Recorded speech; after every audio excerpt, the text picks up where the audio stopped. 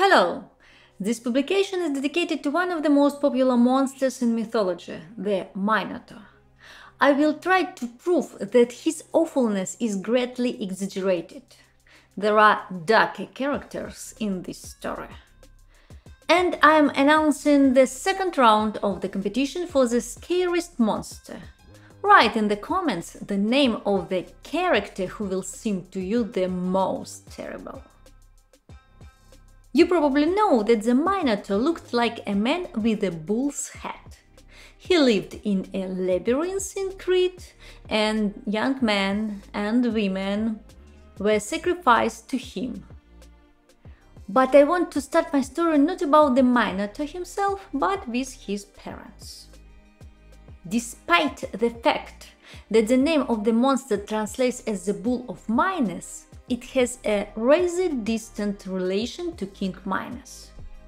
This king has another bull, the same Cretan, one that Hercules brought to King Eurystheus as a result of completing his task. As you remember, this bull had a ferocious temper, and therefore Hercules was sent to him. However, he did not always have such a character. For the first time, we meet with this animal when the king of the gods Zeus decided to make his mistress the daughter of the Phoenician king Europa. He sent a beautiful bull to a young woman who was playing on the shore with her friends. The princess is used to taking the best for herself. She sits on the animal's back, probably with the help of her friends, and the bull takes the beauty to Crete. I wonder why it's called an abduction. In fairness, I should be said that according to another version, Zeus himself turned into a bull. In Crete, Europe gave birth to sons from the king of the gods, Minos, Rhadamanthus and Sarpedon. Later, the mistress of the Thunderer married Astyrian, the king of Crete. He was childless and adopted her offsprings. The bull probably disappears from view for a while and reappears later, when Minos, wanting to prove that it is he who should receive the throne of his stepfather, he promises that the gods will fulfill any of his requests. Minos turns to his uncle, his father's brother, the god of the seas Poseidon. God sends a snow-white handsome bull to sacrifice, the one that transported Europe. However, Minos was so impressed by the splendor of the animal that he decided to save it. Minos sent them to his flocks and sacrificed another. As we already know from the story of the unfortunate Gorgon Medusa, Poseidon had an evil and vindictive character. So it is not surprising that in this situation he considered himself deceived and decided to take revenge. Minos' wife, Queen Persephone, was chosen as the instrument for this. She was the daughter of the god Helios and Oceanid Persia. Woman grew in Colchis. By the way, her brother was King Aeetes, to whom Jason sailed with the Argonauts for the Golden Fleece. Revenge was simple but shameful. Poseidon inspired Persephone with a passion for the bull, but so strong that she was looking for any possible ways to satisfy it. As a result, the woman came to the famous Cretan master Daedalus, and he made a cow. The product was rolled out into a field where a bull was grazing, and Minos' wife climbed inside. The bull covered the cow, and Persephone got the Minotaur. By the way, the baby was named Asterius or Asterion in honor of his adopted grandfather, and the Minotaur is a nickname consisting of two parts, the name Minos and the word bull, Taurus. When the king discovered that his wife had given birth to a child with a bull's head, he, oddly enough, did not order her to be buried alive in the ground or torn apart tied to four mad horses. Perhaps because she was the daughter of the sun god? Minos began to think how to hide her shame and his own. The same master Daedalus came to the rescue. He created a labyrinth for the kid, such a peculiar nursery in which he remained until the end of his life. According to the myth, every 9 years, Athens had to send 7 girls and 7 young men to Crete, who were sent to the labyrinths, where they got lost and then the owner found them. Let's think about it. Since the victims were sacrificed once every 9 years, at other times the Minotaur did fine without human meat. You understand that the corpses of even 14 people and in cool dungeon cannot be stored for 9 years.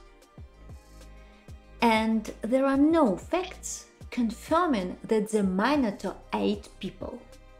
The fact that the people sent to the monster's caves did not return does not mean that they were killed. This is a labyrinth, and it is difficult to get out of it. And the glory of Daedalus, preserved to this day, speaks of him as a very good master. So it turns out that of all the atrocities of the Minotaur, only scary stories remain. Terrible tales were told by Minos himself in order to maintain power and receive tribute from Athens. Well, think for yourself. Why would a monster living underground need people from some distant unknown city on the continent? By the way, do you know why Athens sent its young men and unmarried girls to Crete? Minos and Persephone had a son under Zeus. This young man went to Athens and died there. According to one version, he won many victories at the Penesinaic Games and was killed out of envy. According to another version, he was put to death by order of the Athenian king by a Cretan bull, the same one who had already been in the hands of Hercules by that time, then became free and had been devastating the fields near the city of Marathon.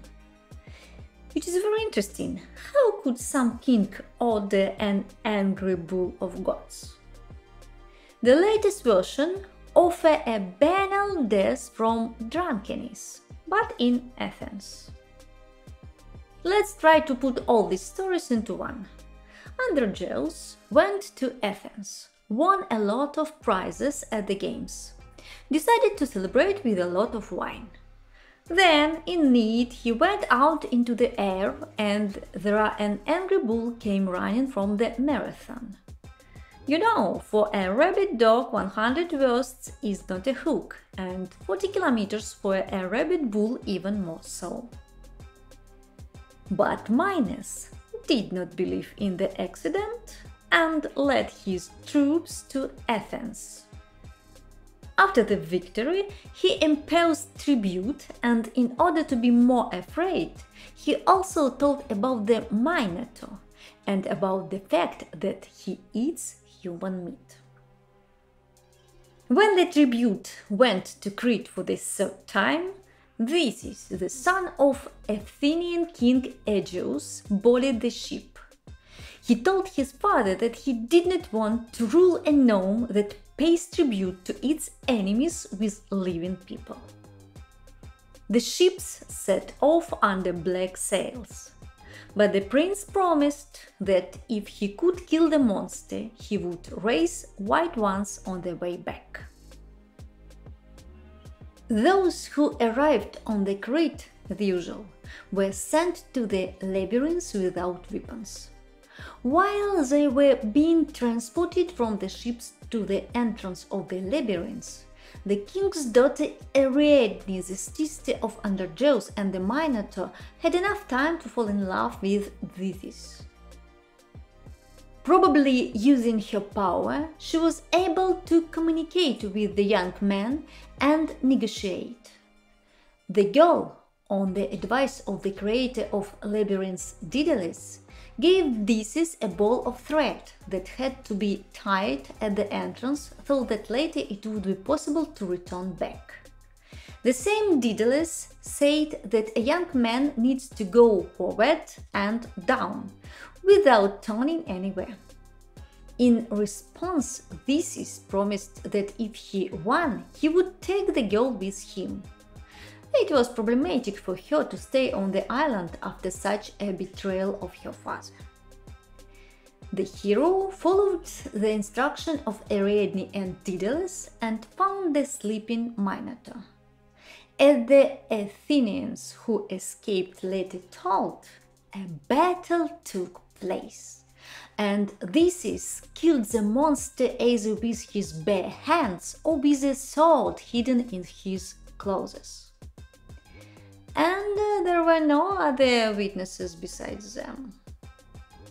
People got out of the labyrinths and ran to their ships before anyone suspected anything. They sailed from Crete. The king did not immediately find out about what had happened. After all, no one expected that the Athenians would be able to get out of the underground corners. And the fact that the Minotaur was killed and Ariadne was with the Athenians shocked Minos. He gave chase. These ships docked at the island of Naxos for the night.